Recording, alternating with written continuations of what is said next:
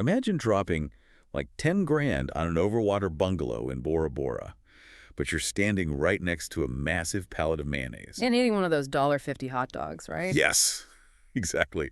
I mean, contextually, it just sounds ridiculous. You don't usually associate these luxury tropical escapes with, concrete floors and buying paper towels in bulk. No, definitely not. It's a total clash of worlds. But today, we are doing a deep dive into exactly that. We're looking at how a warehouse club has quietly built this hidden luxury travel empire that is honestly disrupting how people book vacations. Welcome to today's deep dive. Thanks for having me. I'm excited for this one. So our mission today, for you listening, is to figure out how to actually maximize value when booking travel through a wholesale club. And we've got this massive, highly curated stack of sources exploring the whole Costco travel phenomenon. Yeah, and the sheer variety of the publications investigating this is really what caught my attention immediately. It's crazy, right? It is, because we are looking at these deep technical analyses from hardcore financial and points hacking sites, places like NerdWallet and The Points Guy. Right. But then sitting right next to those, we have super practical, everyday advice from the Everymom. We've got mainstream consumer check-ins from Reader's Digest. I saw those. And then the bottom line deal hunters, too. Exactly. Sites like going.com and Get Experience. Plus, we have these independent deep dives, like this Medium piece by a writer going by Diziz Dev, and even Costco's own internal travel blog. When you have spreadsheet-obsessed financial analysts and deeply practical parenting bloggers aggressively obsessing over the exact same service, I mean, that signals a massive shift in consumer behavior. It really does. Everyone on the internet seems absolutely obsessed with cracking the code on this. They all want the definitive guide. But before we can get to the how you actually maximize these savings, we have to look at the foundational question that almost all these publications are asking. Is the underlying premise actually true? Right, which is the necessary starting point. I mean, before you attempt to optimize any system, you have to prove the system isn't just an illusion based on brand reputation. Okay, let's unpack this, because this is exactly where I get hung up as a consumer, and I think you listening might feel the exact same way. Yeah, the skepticism is real. It is. Yeah. Just because you can buy a 5-pound tub of peanut butter at a massive discount doesn't automatically mean a Hawaiian vacation package operates on those same economics. Right, it's a completely different product. Exactly. With peanut butter, I can physically see the volume. I can divide the price by the ounces. But with a vacation, how do I know they haven't just, inflated the baseline price of the flight and the hotel to make the quote-unquote discount look bigger? The whole anchor pricing trick. Yeah. Are we just assuming it's a good deal because Costco has this impenetrable halo effect of trust? Well, what's fascinating here is that the media isn't taking that brand trust for granted at all. They're actually testing it. Oh, absolutely. Reader's Digest tackles this baseline skepticism head on.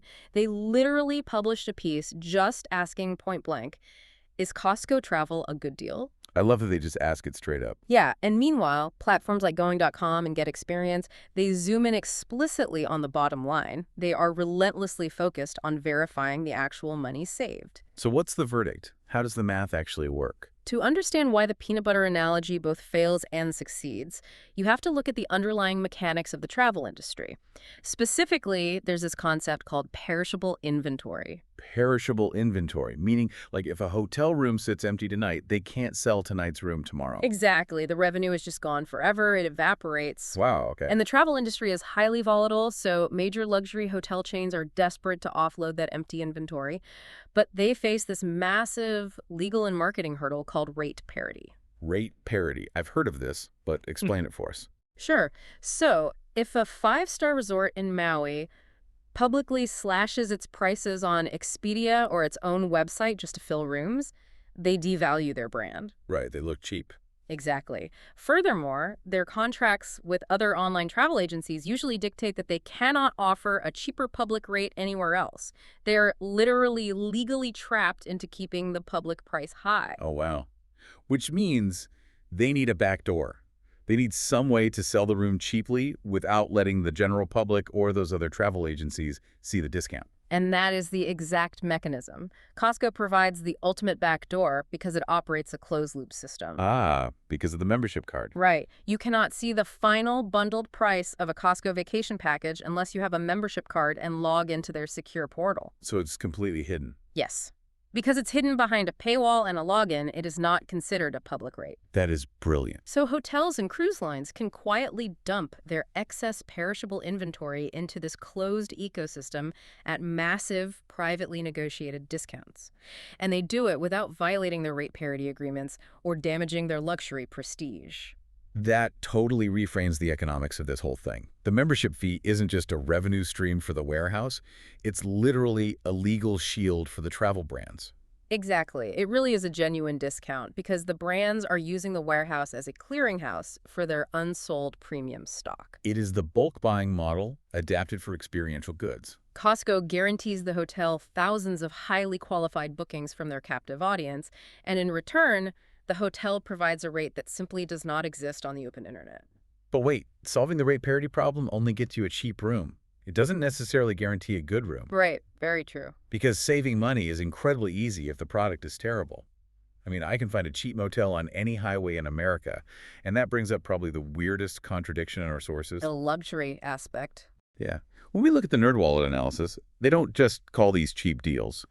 They specifically pair Costco vacation packages with the phrase luxury value. The economic juxtaposition there is striking, really. Right. I mean, a brand culturally associated with bulk toilet paper and steel warehouse racks is being analyzed by a highly respected financial site specifically for its luxury value. That's wild. It elevates our entire discussion because the definitive guide to maximizing the service is not about finding a bare-bones, deeply discounted budget trip.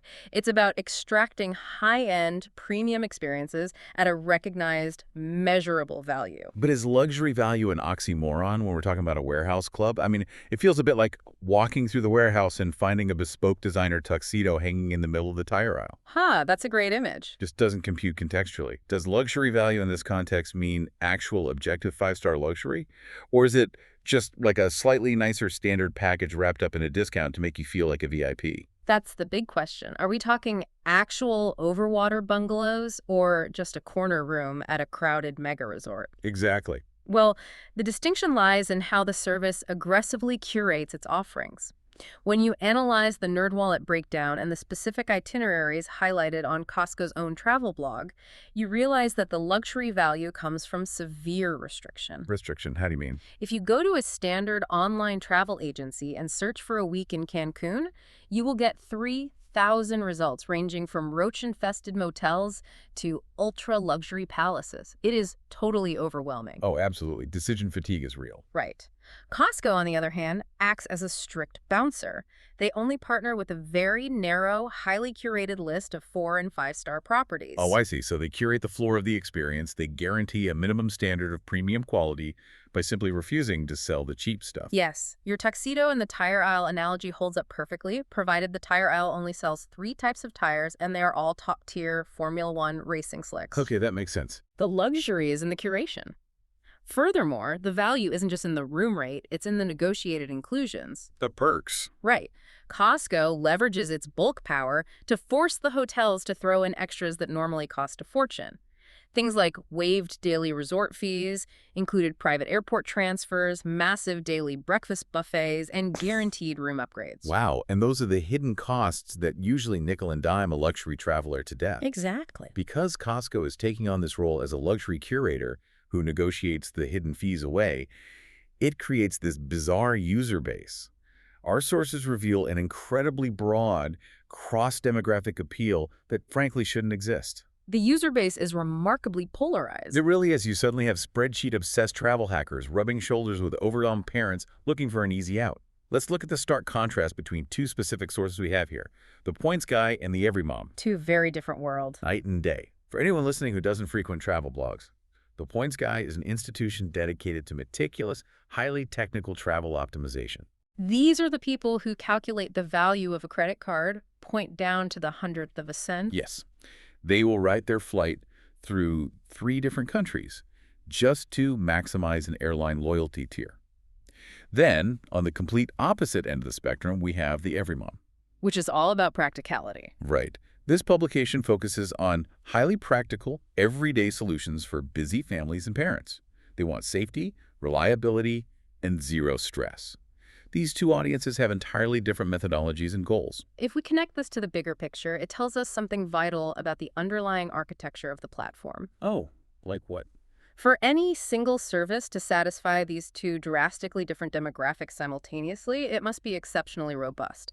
It has to reward the meticulous optimizer looking for the absolute maximum mathematical return, while concurrently providing a frictionless, pre-packaged solution for the parent who just wants to book a safe family trip without a mental breakdown. Here's where it gets really interesting, though, because I'm looking at these sources and it feels contradictory. Well, a product usually can't be both highly complex and totally mindless without feeling it both, right? Can one single platform truly satisfy the travel hacker A&D, the overwhelmed mom, without severely compromising the experience for one of them? It's a tough balancing act. How does it not alienate the hacker with overly simplistic bundles or completely terrify the mom with complex rebate structures? It succeeds because the complexity is entirely opt-in. The platform is built in layers. Okay, layers. Explain that. For the every mom demographic, the surface layer is incredibly intuitive.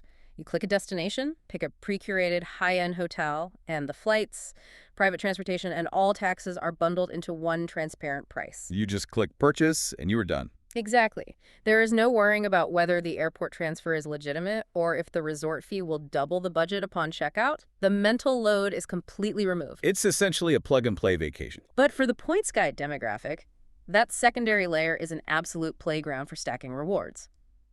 Let's walk through the math of a typical high-end booking to see how the hackers extract value. Oh, please do. I love the math part of this. Okay, suppose you book an $8,000 family vacation package.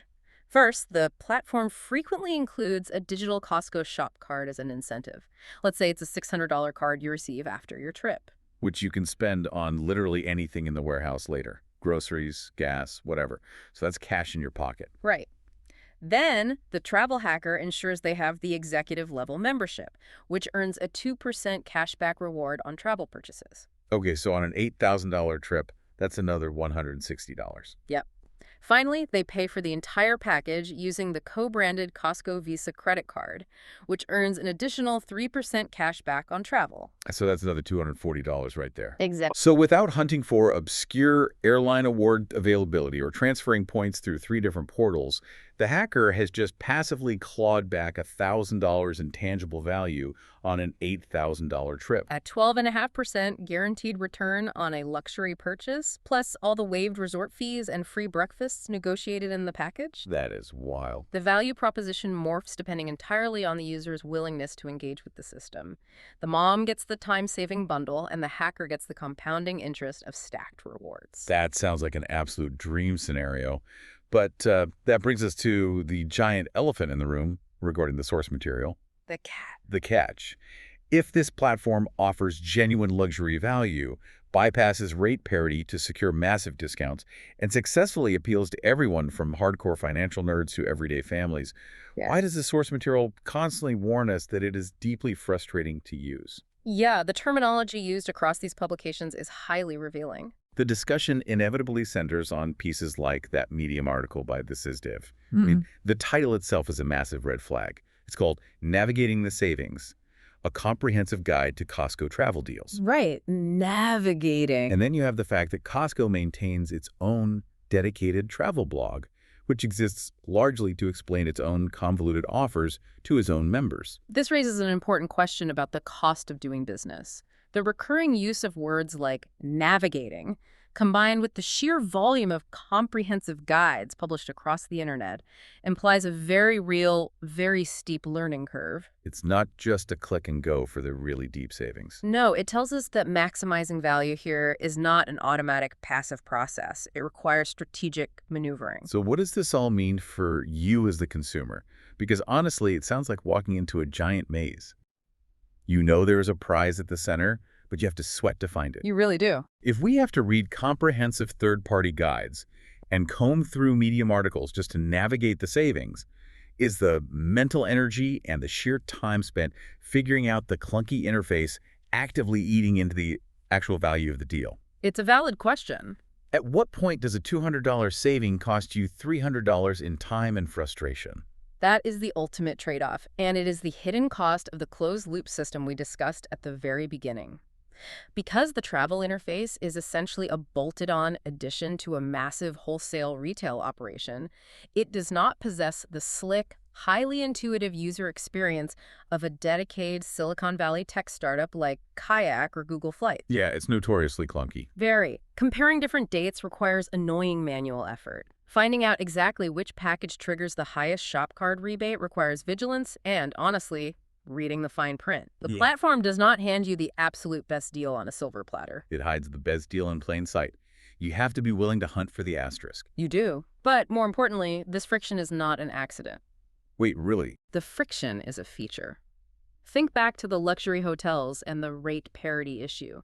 If Costco Travel had a perfectly frictionless, incredibly easy-to-search interface that instantly highlighted the deepest discounts to millions of people, the travel partners would panic. Oh, because the volume of heavily discounted premium bookings would be unsustainable. Exactly. And other travel agencies would demand the same rates. The clunky interface protects the ecosystem. It creates a natural barrier to entry that limits the deals to those willing to put in the work. That is fascinating. The difficulty of the maze is literally what keeps the prize at the center so valuable. If it were easy, the luxury brands would pull the deals. Right. And to answer your question about whether the mental energy eats the deal, well, that math depends entirely on the scale of your purchase. How do you mean? If you spend 10 hours fighting the interface to save $50 on a 2-day rental car, you have completely lost the value game. Oh, for sure. But if you spend 3 hours navigating the site to book that Bora Bora honeymoon or the big family cruise, and in doing so, you unlock $1,000 in stacked rewards, waived gratuities, and upgraded cabins, the return on your mental energy is exceptionally high. That makes total sense. The system basically pays you a very lucrative hourly rate for your patience. Wow. When we step back and look at the sheer breadth of this curated stack of sources, from the skeptics demanding hard proof of savings, to the financial nerds optimizing every cent of return, to the parents desperate for a break, the definitive guide to maximizing Costco travel really reveals a fascinating intersection in the modern consumer landscape. It proves that the physical bulk buying model can be successfully translated into experiential purchases, but only because the curation remains uncompromisingly strict. Right, the bouncer at the door. Exactly. The platform leverages its massive captive audience to bypass the public rate parity laws, allowing it to offer genuine, mathematically verifiable money-saving packages on inventory that would otherwise perish. And it delivers that surprising luxury value, that bespoke tuxedo in the tire aisle. It miraculously unites both the hardcore points hacker and the everyday family by offering a layered system where complexity is entirely optional. But there's a big caveat. Yes, the massive caveat we've uncovered is that it only yields that absolute maximum value if you're willing to embrace the friction. You have to learn how to navigate the system, stack the rewards, and put up with a clunky search engine to protect the deals. I think the most important takeaway for anyone listening is that you do not need to be an elite spreadsheet-wielding travel hacker to unlock that luxury value. You really don't. You simply need to be willing to look past the surface-level reputation of the brands you interact with every single day. The exact same membership card you use to buy bulk laundry detergent and massive tubs of peanut butter has the silent, negotiated power to secure a 5-star resort upgrade. It's wild. It is, but you only benefit from that power if you understand the underlying mechanics of how that influence is wielded in the travel market. You just have to know where the back door is and be willing to walk through it. Precisely. Which leaves me with one final, slightly provocative question for you listening to ponder long after we wrap up today's deep dive. Oh, I like this one. If a wholesale warehouse, a place culturally famous for concrete floors and cheap hot dogs, has quietly built a luxury travel empire that financial experts and points hackers are writing comprehensive multi-page guides about, what other seemingly ordinary everyday memberships or subscriptions sitting in your wallet right now are hiding massive, completely untapped benefits that you are just completely ignoring?